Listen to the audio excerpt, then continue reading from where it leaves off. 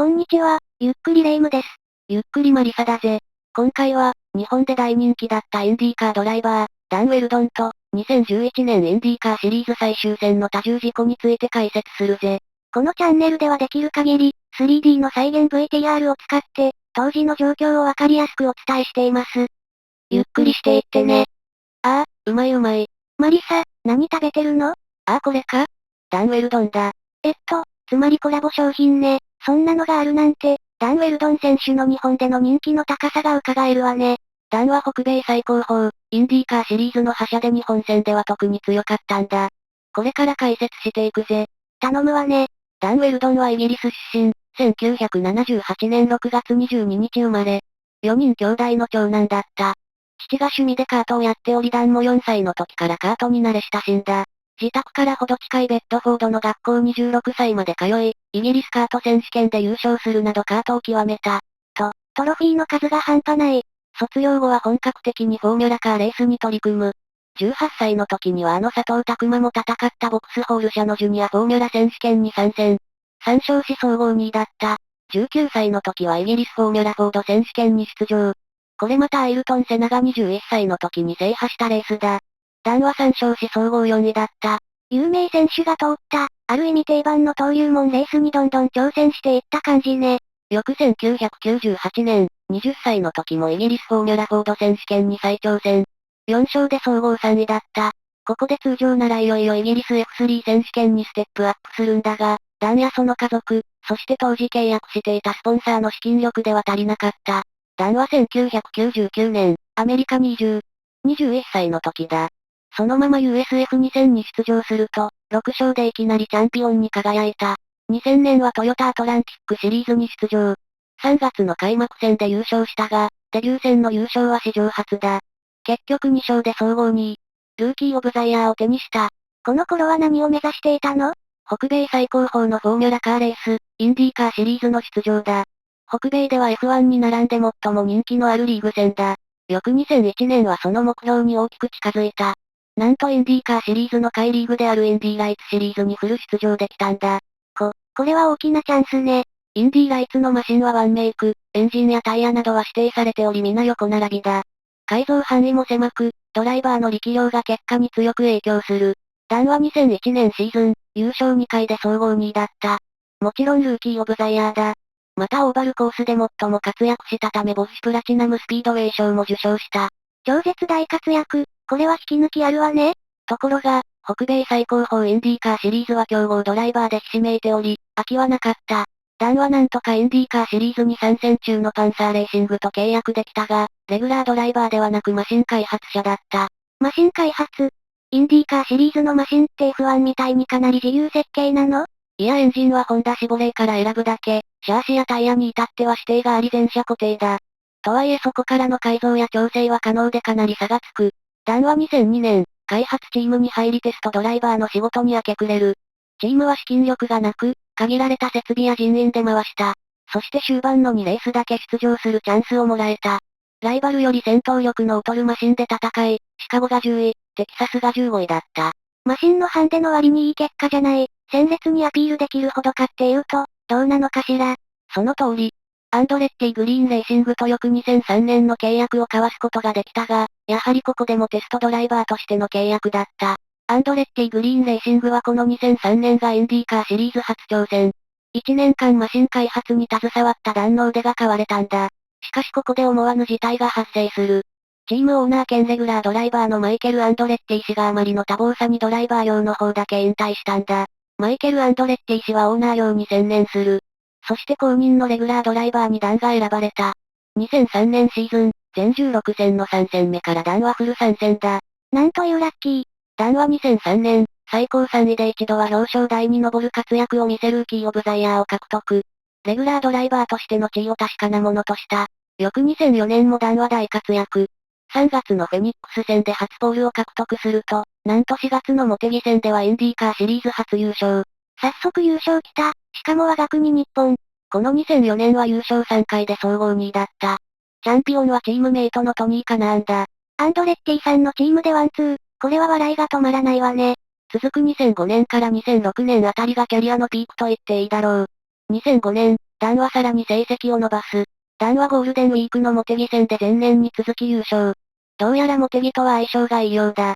この活躍が冒頭のダンウェルドンにつながるわけね。続く第5戦は世界三大レースの一つ、インディ500。賞金が桁違いでインディ500をピンポイントで狙う競合も多い、勝ちがたいレースだ。なんとダンは初優勝。インディ500勝っちゃったすごい。結局2005年は計6勝を挙げ、ダンウェルドンはインディーカーシリーズのチャンピオンに輝いた。この時27歳だ。しかもシーズン6勝はサム・ホーニッシュジュニアが持っていた5勝を更新する史上最多記録だった。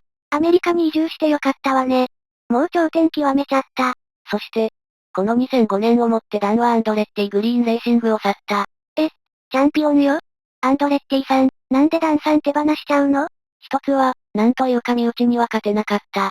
オーナーのマイケル・アンドレッティは、息子のマルコをデビューさせるためにシートを開けたかったんだ。もう一つ、ダンは引く手あまただった。競合チーム、チップがナッシに誘われさらなる成長のために離別を決意したんだ。他に F1 チームのオファーもあったようだが、条件が折り合わず決裂している。なるほど、競合チームからのお誘いがあって、マイケルさんの事情も考えてあげて離別したのね。2006年1月、ダンはチップがナッシにお土産を持参した。チップがナッシのチームで世界三大耐久レースの一つ、デイトナ24時間に挑戦。なんと優勝したんだ。世界三大〇〇制覇しすぎ。この2006年、移籍後もダンは強かった。14戦中2戦で優勝。表彰台には7回登っており内容はどのレースも良く、サム・ホーニッシュジュニアと同ポイントで1位となった。同ポイント？チャンピオン2人になるの？残念ながらホーニッシュジュニアは優勝回数4回でダンより上回っており、惜しくも2年連続チャンピオンは逃した。めっちゃ惜しい。翌2007年6月、第6戦のミルウォーキーマイル。ダニカ・パトリックと接触。レース後に言い争いになり喧嘩寸前まで行ってしまう。女性ドライバー？珍しいわね。ああ。彼女はインディーレーシングリーグにフル参戦した2人目の女性だ。2005年はインディ500で女性最高の4位。入賞後、彼女の行動はことあるごとに記事になっていた。ダン VS ダニカはマスコミに大きく取り上げられることになってしまった。最終的に2人は和解し、接触のペナルティもお互いなかった。この2007年は前年と同じく2勝だったが総合4位だった。翌2008年、ダンのアシスタントだったスージー・ベイムと結婚。2人の男の子が後に誕生している。なんかもう全てを手にした感じね。この2008年も2勝で総合4位。マイレース優勝争いに加わる活躍ぶりだったが、チャンピオンをつかめるところまで成績が伸びなかった。この2008年を最後にダンはチップがなしでの3年間の活動を終えた。翌年は、最初に自身を引き抜いてくれたパンサーレーシングに戻った。やはりパンサーは資金難のためマシンの作り込み不足だ。ダンは優勝争いに加わることも難しかった。それでもインディ500で2位表彰台に入る奮闘を見せ、2009年は総合10位。2009年の表彰台はその1回きりだ。2010年もインディ500で2位に入り総合9位。インディ500っていう一番のビッグレースで強いのはやっぱりすごいわね。でも上位で戦えないのは苦しいわよね。ああ。パンサーレーシングは2009年、2010年の2年間在籍しただけだ。契約は更新しなかった。2011年は全くのフリーだった。ブライアン・ハータオートスポーツからインディ500にスポット参戦、そしてまさかの優勝。インディ500、2回目の優勝すごい。なんと200周目の最終コーナーでトップがミス。最後の最後で驚きの大逆転勝ちだ。記念すべき生誕100周年のインディ500をダンが制した。ブライアン・ハータオートスポーツとしてはインディ500初優勝。出場の機会を与えてくれたチームへ、ダンは十分なお礼ができたな。大逆転劇だったのね。それまでトップだった人はトラウマ級の悲劇ね。ダンはこの2011年はテストドライバーに戻った。とは言ってもチームを抱えのテストドライバーではない。2012年から全チームが使う新車足のテストだ。責任重大なお仕事ね。それだけダン選手の信頼は厚かったのね。そしてテストも大方片付いた頃、2011年10月。ダンはインディーカーシリーズ最終戦、ラスベガスのレースに出場する。この年はテストしながら、インディ500とかの数レースに出たのね。この最終戦はどうして出場したの？このラスベガスモータースピードウェイは2000年を最後にインディーカーシリーズから外れていたのが、この度11年ぶりにめでたく復帰することになったんだ。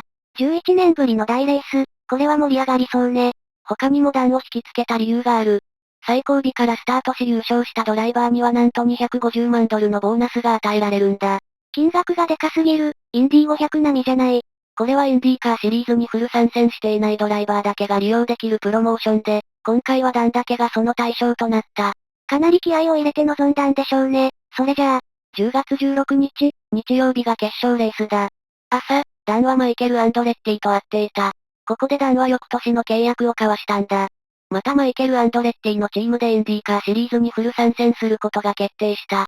翌年、競合チームに戻る予定だったのね。自分で作り込んだシャーシだし、これは人暴れできそうね。午前中はインディーライツの決勝レース。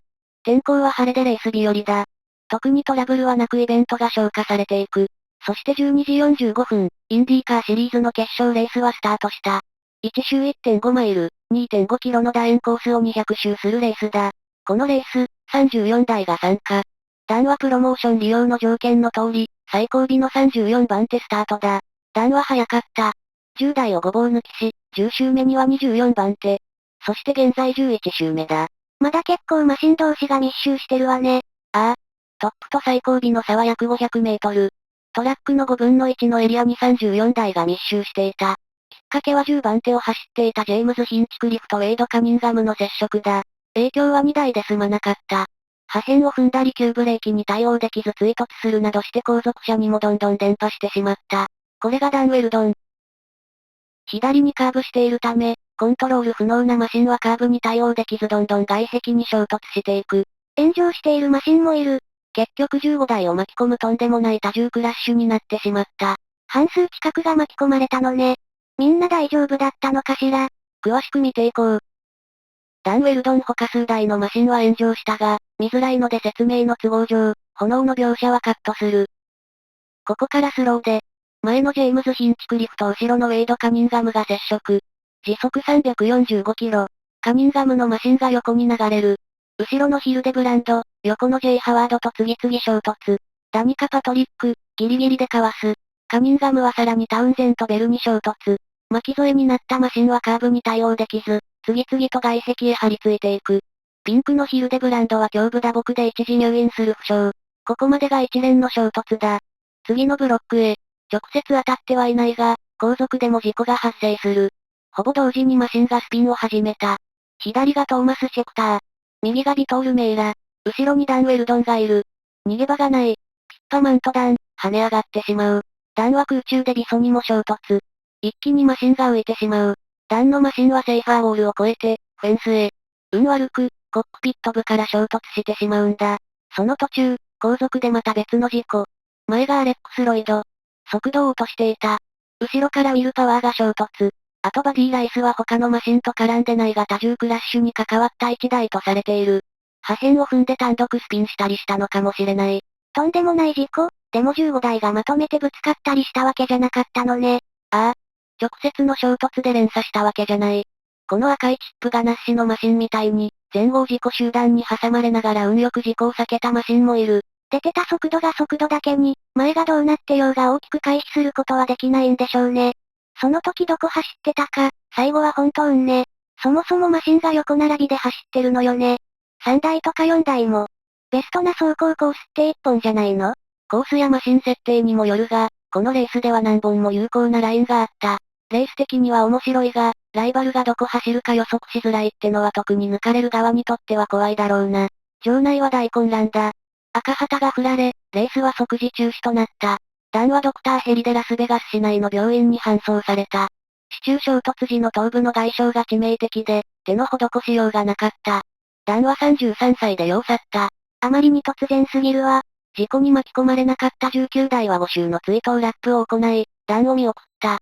あまりに悲しい隊列だった。どうしてこんな大きな事故になったの？事故から2ヶ月後の12月15日に事故調査報告書がまとめられた。それによると具体的な個人や組織の過失は、なしだった。多重事故のきっかけはジェームズ・ヒンチクリフとジョン・ヒルデブランド・ジュニアの接触だが、これは完全なアクシデントで他のレースでもよくある事象だ。異例だったのは早いダン・ウェルドンが最後尾から追い上げることになったイベントの開催だが、これで隊列が大混乱し事故につながったわけでもない。あと設備だが、11年ぶりの開催にあたって路面やバリア、ガレージ、医療センターなど、サーキットの全てが徹底的に審査され OK が出ていた。また、34人のドライバーはこの最終戦までに1回以上インディーレーシングシリーズでの走行経験がある。教育が必要なルーキーはいなかった。はっきりとした原因はなかったのね。強いてあげるなら、序盤でマシンが密集してたところで事故が起こってしまったことだよな。34台が密集する状況はちょっと異例なんだ。インディ500の参加台数が33台に制限されているのは、それ以上増えると3列、4列で走る場面が増え危険だからだ。